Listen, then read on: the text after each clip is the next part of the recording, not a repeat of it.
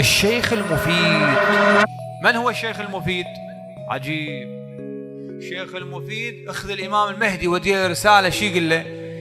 يقول له السلام على الأخ السديد. الإمام المهدي يسميه شنو؟ أخوه. أنت بعد أنت قيس بعد، أنت تعرف بعد. السلام على الشيخ المفيد الأخ السديد. الشيخ المفيد عنده درس كان في بغداد القديمة. تعرفون شنو بغداد القديمة؟ يعني منطقة شنو هسه؟ شورجة.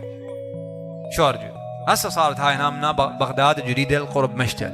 لا، بغداد مركز بغداد، دائرة بغداد، دولة بغداد، مدرسة بغداد، حوزة بغداد كانت في منطقة الشورجة. اخواني عنده الطلاب يدرسهم، فاكو طالب كان مميز، طالب كان متميز، فالطلاب نوعا ما صار اكو حسد لهذا الطالب. قالوا له انت تفضل هذا الطالب علينا وتقدمه علينا وكذا. قال لا، هو طالب مميز، هو طالب مميز، اكو طالب مميز يعني. فنبات الاستاذ يعني شنو؟ من باب الانصاف كل يميزه حتى يعطيه حافز، ما يصير يساوي ويا الطلاب. فقال لهم باكر كل واحد يجي للدرس يجيب وياه دجاجه وسكين، دجاجه عدله وياها شنو؟ سكين. دخلوا الطلاب كلهم، كل واحد جايب له دجاجه وسكين.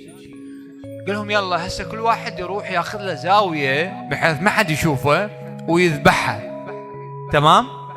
راحوا كل واحد اخذ له زاويه وذبحها واجى، الا هذا الطالب ما ذبح دجاجته. اسأل الشيخ، قال له ليش ما ذبحت الدجاجه؟ انا قلت لكم روحوا ذبحوا.